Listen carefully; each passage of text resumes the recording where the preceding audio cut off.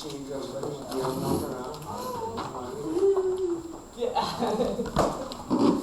understand what I was saying? Oh, yeah. Oh, okay. All right, so 127, we're going to start our last section of the unit today. And this last section really isn't anything new, okay? It's mostly just kind of solidifying our understanding of a derivative, making sure we're okay with the concept of the slope of a tangent line. So if you take a look at our schedule, we're probably going to take only 2 days to go over this one just as a review or practice. And then Thursday we'll have another activity day. What that is just yet, I don't know. But on Friday we're going to have our partner quiz. Okay, so just make sure you're aware of that. So on page 27, we have this graph, if you could see it. There we go.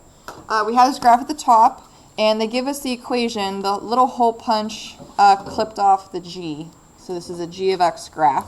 And they're going to ask us a few questions about this particular graph. So the first one is asking us to figure out g prime of -4. So find that value, and then explain what it represents about this graph that they gave us.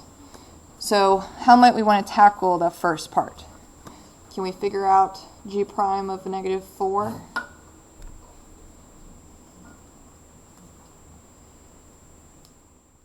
Can we discuss what that notation means? What do you think, Christian? Do we do the derivative first and then plug in 4? -4, yes. -4. Good. Okay, so they give us the g of x equation. We've talked about shortcuts that we can use to help us find the derivative, okay, the slope of a tangent line. So taking a look at how the equation is written at the top, okay, it might not be the best looking equation for us to find the derivative right now, okay, because the only shortcut we have is that power rule, okay, things have to be like x to a power. So we have to first rewrite this. That way we have x's to powers all the way through. So if we, let's go ahead and expand this first.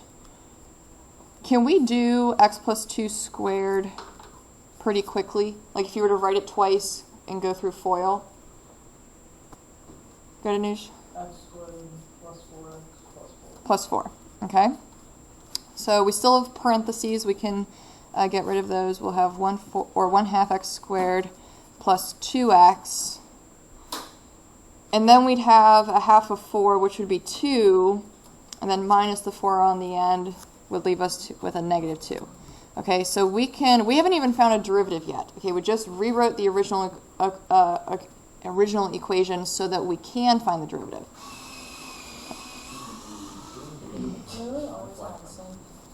Mostly. Yeah.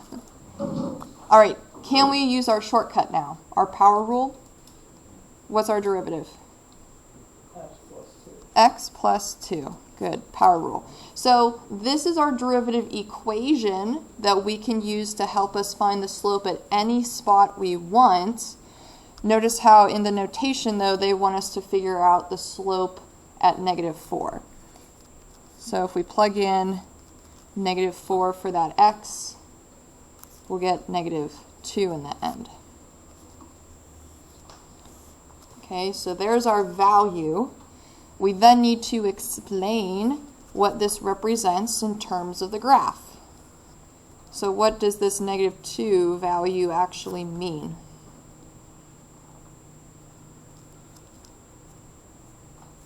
If it's a derivative, what do you think, Cole? Slope of the tangent line. There you go, the slope of the tangent line. I'm going to add in something there. On the g of x graph at x equals -4. Perfect. So hypothetically, if you were to go to the x equals -4 spot on the g of x graph, plot your point, and draw your tangent line, okay, the slope should be -2. So down 1/2, up 1/2. That looks about right. So far, so good. All right, let's check out 2. Find the equation of the tangent line at that spot. And then sketch a graph. Looks like we already did that. Okay, so we're basically trying to figure out what's the equation of this tangent line at that x equals -4 spot. How can we write the equation of a line?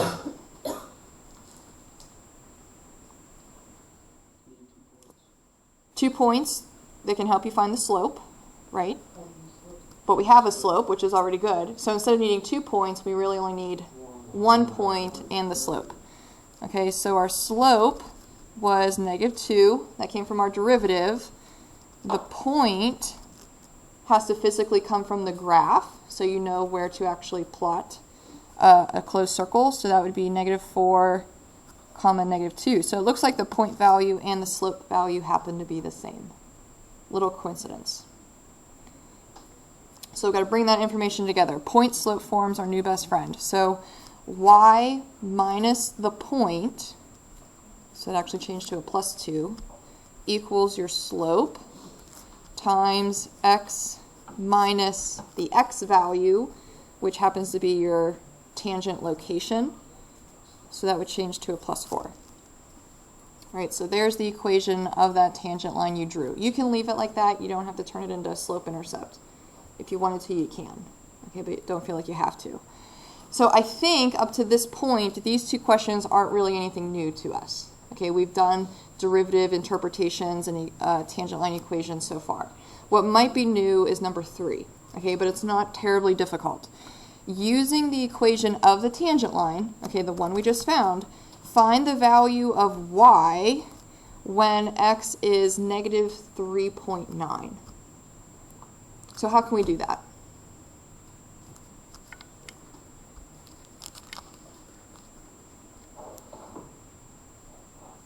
You have an idea, Christian? I think I do. What is it? Plug it in -3.9 for x. Yep. And then we should be able to figure out y, right? Nothing terribly difficult. So y plus 2 equals -2 times, and then we'll plug in -3.9 plus 4. All right, we're going to try to do this without a calculator. -3.9 plus 4. 0.1, okay, times -2. -0.2. Subtract the 2 over, we'll get -2.2. I like it. Okay. Now there's another part to this question. Then find the value of g of -3.9. How can we do that? Plug it into the g equation at the top. Okay, now I don't know if we have a calculator available to us or somewhere near us, but if you were to plug in -3.9 in for the x at the top, we want to see what we would get. So maybe I'll try that on the board. 0.5, plug in -3.9, -2.195.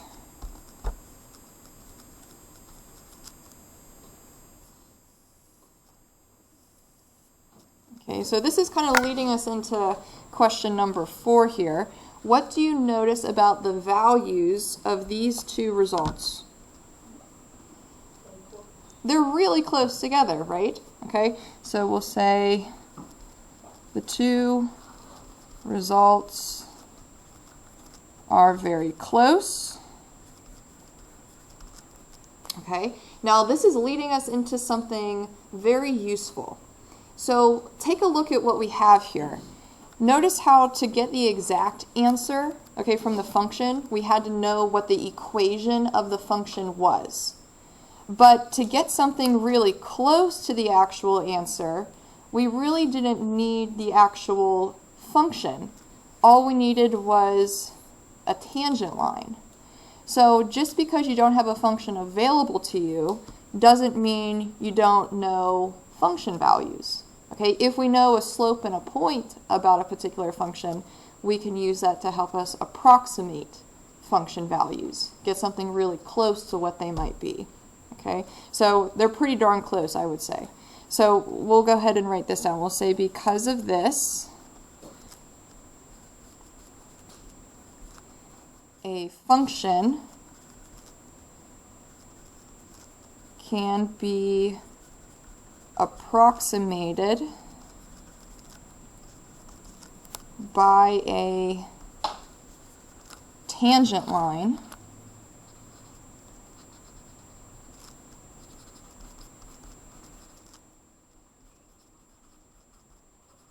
provided something, okay? So why do you think these two results were really close? Why do you think we were checking negative 3.9 and not like some other value? Yeah? Because we found the tangent line at -4, and negative 3.9 is really close to -4, so that would be close. The points are really close together, so their slopes or values should be really close together as well. Okay, everything's close, they're related to each other. So provided the x value is close to the tangent point. Okay, so for instance, if we found the equation of the tangent line at -4, and we wanted to approximate the function at 11, that really wouldn't be accurate because -4 and 11 are not really close together on the x-axis. Okay, so if we can get really close to that tangent spot, our value is going to be very accurate. Now there's another thing we can talk about with these two values. Not only are these really close, but how is this approximation related to the actual value? Like over, under? Can we determine which way we are off? Negative 2.2 related to negative 2.195?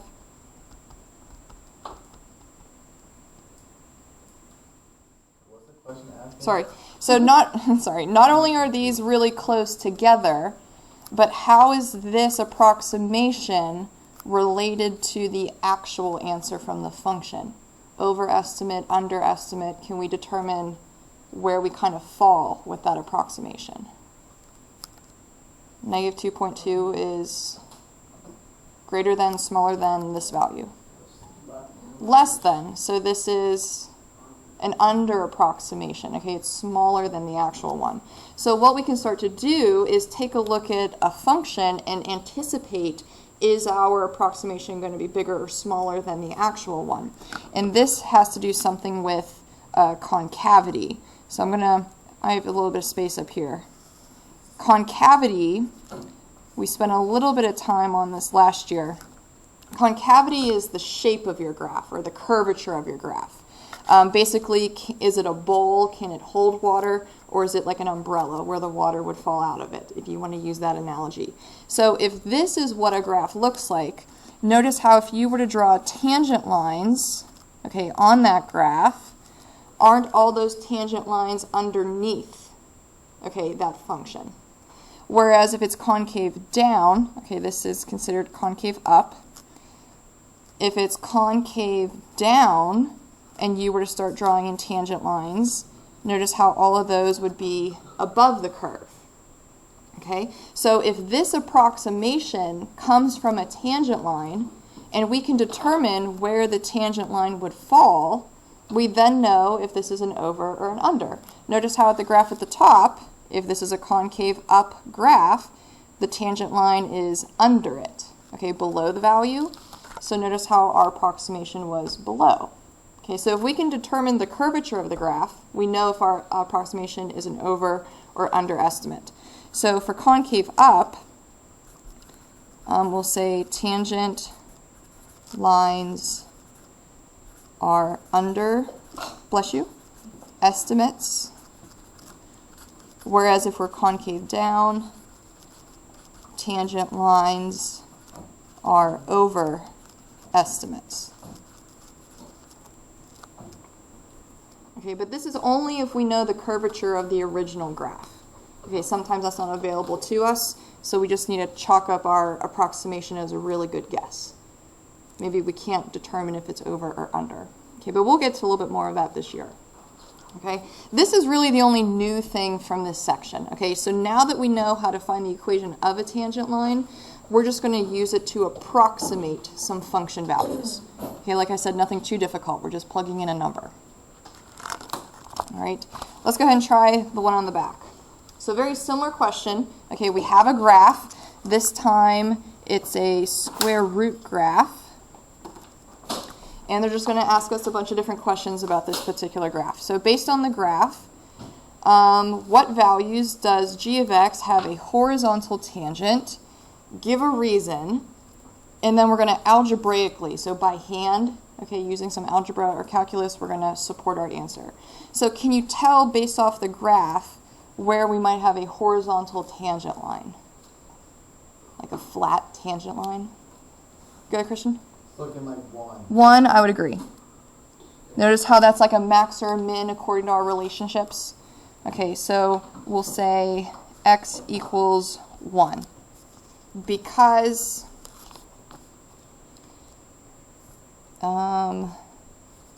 there is a max on g of x. So visually, okay, we can see that based off the graph, but I want to see if we can still get that result algebraically, okay, by hand. So this is when we're going to eventually have to use the equation to help us out. So we got to think about that relationship between original function and tangent lines, meaning derivatives, aka slopes. So maybe we can figure out the derivative of our equation if we go ahead and use our power rule shortcut. Again, the only thing is we need to rewrite it so that we have x's to powers. Okay, no roots, no parentheses, no fractions. Okay, x's to powers. So can we rewrite g of x to help us find the derivative using our shortcut?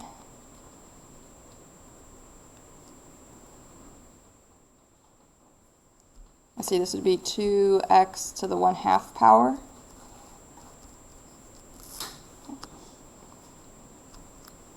All right, so power rule shortcut, we have x to the negative 1/2 minus 1.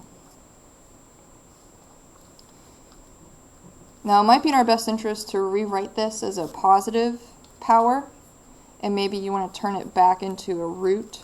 Okay, it would move to the bottom because of the negative exponent. So the question is, if this is our derivative equation, okay, the slope at any spot, what's special about the derivative if we want a horizontal tangent line?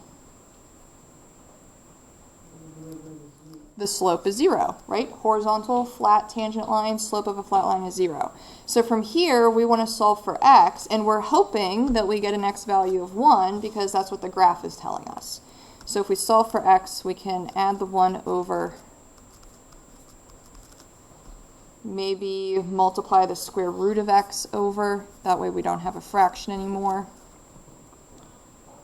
And then square both sides to get rid of the square root. Okay, so it looks like we get the same result. So even if we didn't have the graph, okay, we still could figure out where it would have that flat tangent line. But notice how they're checking out. Okay, we can check our work. What about 6? On which intervals is g prime less than 0? Can we think about our connection, because this is our g of x graph, but they're asking us about a derivative. Maybe we want to try the justification first before we even give our answer. They give us the g of x graph, so we got to use that as our reasoning. What do you think, Nuj? Is decreasing. Okay, so if we want a negative derivative, aka a negative slope, the original function should be decreasing. So looking at the graph, if you trace it left to right, looks like that'll happen from 1 to infinity.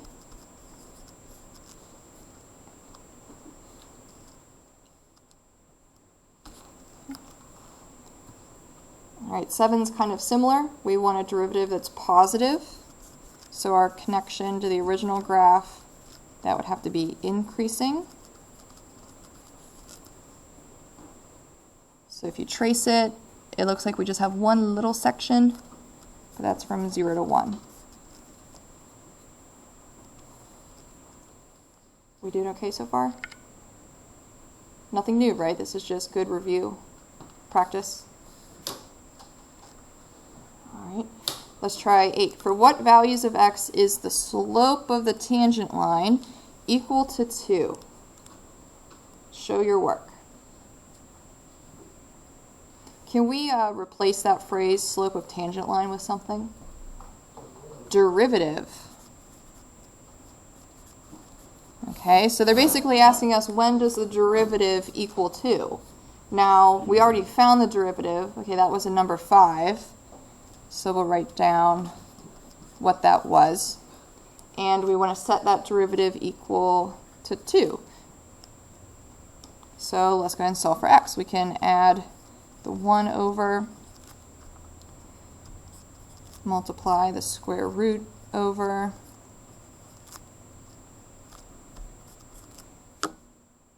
let's see, solving for x, we can divide the 3, and then squaring both sides. Looks like we get x equals 1/9.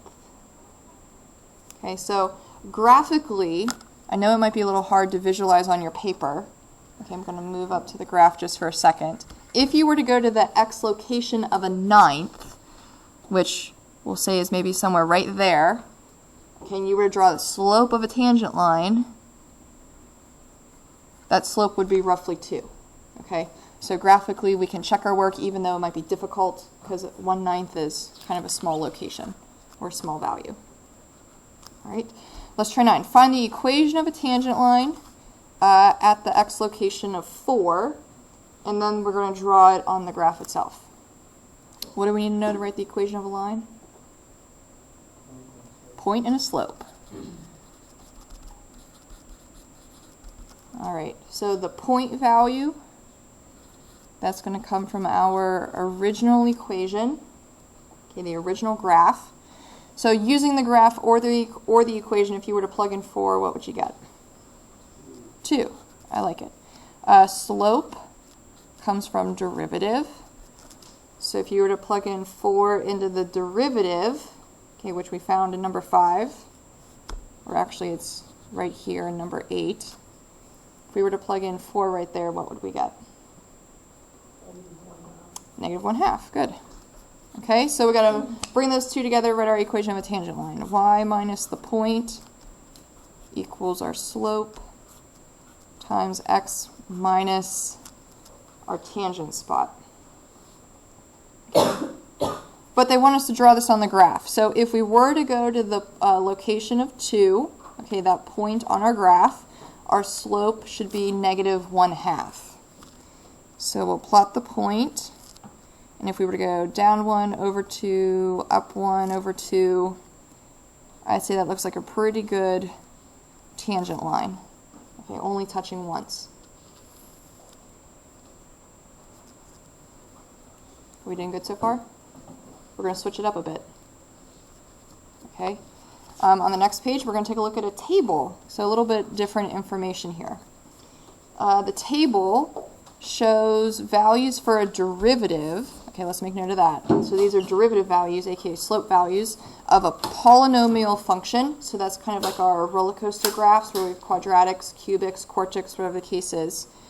The zeros, okay, those x-intercepts, are the only ones on the derivative graph. Okay, so there aren't any hidden ones that we don't know about. So use that information to help you with the problems. On what intervals is the function h of x increasing and decreasing, and we'll give an answer. So we got to think about those connections. They give us derivative information, but they're asking us about an original function. So we got to think about those relationships. Let's tackle increasing first. What should a derivative be doing or look like if we want an original function to be increasing? Yeah? Should be positive. Okay, so our justification should be because the derivative is positive. So we got to look at our table and think about what interval would that happen on. So where do we have derivative values that are positive?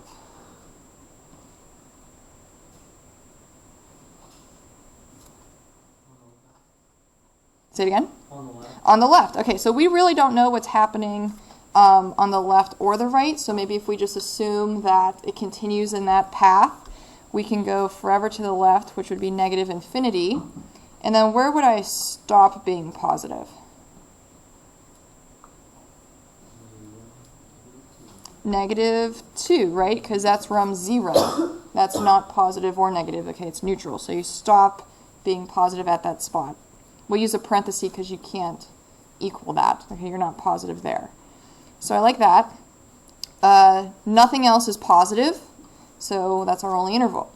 If we check out decreasing, very similar justification. Our connection was that the derivative is negative. So we got to look at our table and think about where are those intervals. -2 to 7. Okay, so we go from 0 to 0, but everything in between those are negative, definitely. And there's another one. 7 to infinity. All right, so starting at 7, going all the way to the right, all of those we'll assume would be negative as well. Okay, so we had 2 intervals for that one. Let's check out 11. At which x values does the graph of h of x have a max? So again, we got to think about that connection between derivative, original function. What's our relationship for a maximum? Can we think about the justification first and then try to find it? What do you think, Christian? Has to be 0. H of x, pound of x has to be 0. Okay, so we need that horizontal tangent line, right? You want to keep going? Yeah? H prime of x has to change from positive to negative. There we go. Okay, so we kind of have two things we got to look for. We need to have a derivative that's 0, and then specifically we need to change positive to negative before and after that. So looking at your table, our only options would be -2 and 7, because those are the only zeros. But then we got to check or take a look at that sign change. So can we, between the two options, can we pick one that fits? -2. Okay, we're positive before. Maybe we'll just circle this one. We're positive before and negative after. Okay, so we have no idea what the h of x graph looks like, but based off derivative values, we can conclude that we have a maximum at this location. We don't know the height of it. Okay, we just know where it's located on a graph in terms of the x-axis. Let's go ahead and try a minimum. Okay, so similar question. We still need that horizontal tangent line, but in this case, we're going to change negative to positive. Okay, so if -2 was a maximum, it definitely can't be a min, so our only other option would be at 7. Does it fit the sign change requirement? No, because it's negative before and negative after. So we'll say none, because the derivative equals 0 and changes negative to positive nowhere. Okay, or if you want to rephrase that, you can say because there are no places, or the derivative doesn't change sign, however you want to phrase that. Okay, but we don't have a minimum on this graph. What is going on at 7 though? If it's not a max or it's not a min, but you still have a horizontal tangent line, yeah? Christian? Cube graph. It could be cubic, okay? It's level, something like that. But a cubic is a good example of that. So that was actually an increasing one. It would probably look something like this, where you're decreasing before because you're negative, you're level because you're 0, and then you decrease after because it's negative. Okay, so we have that level spot. Looking good. All right, 13. If h of 3 equals 2, what's the equation of the tangent line at that x spot of 3? They also want to know about the normal line. Okay, so in either case, though, we need a slope and a point. So our point value, they tell us, is 2. What about our slope value? -3, good. Okay, that comes from our derivative table at the top. Okay, so for tangent line, maybe we'll label this one t. We'll have y minus 2 equals our slope times x minus the tangent spot. How's that tangent equation going to change for our normal line? Of the slope. Good. So this would just be 1/3. Okay, the point still stays the same. It just depends on the slope that you use to get the type of line. We're doing okay? All right. let's try 14. Find the tangent line approximation for 3.1. Okay, so kind of similar to that first example or first page that we went over. So we're going to use a tangent line to help us figure out a function value. Notice how we only know the function value at 3, okay, because we have an answer of 2. But we can approximate what it might be at 3.1. And notice how this would be a very good approximation because 3.1 is close to the tangent location of 3 that we used to help us figure out that equation. So let's go ahead and use the tangent line, and we'll plug in 3.1 for the x.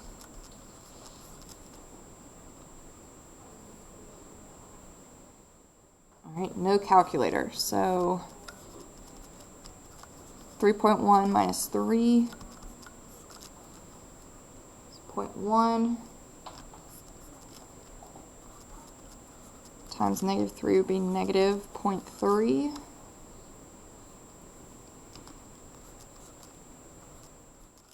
And then if we add 2,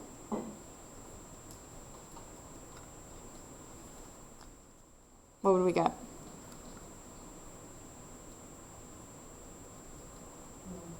1.7. All right, so there's our approximation. Now here's one thing that we do have to be kind of particular on when we come across these types of questions.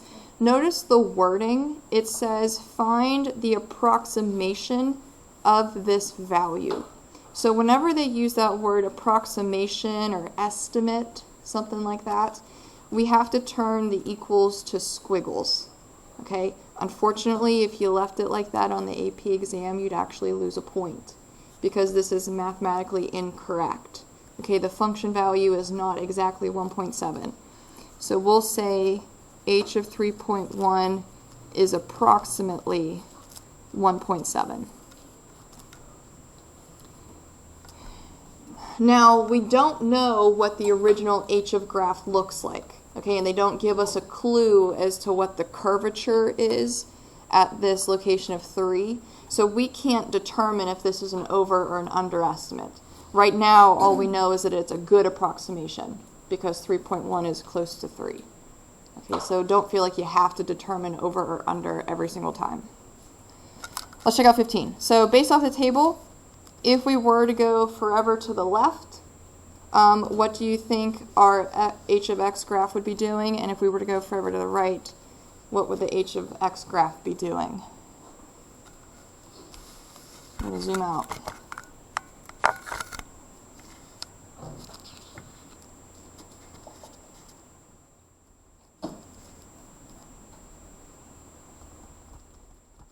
Notice how the table is h prime, but the limits are asking us about h. So again, we've got to think about that connection. What do you think, Anuj?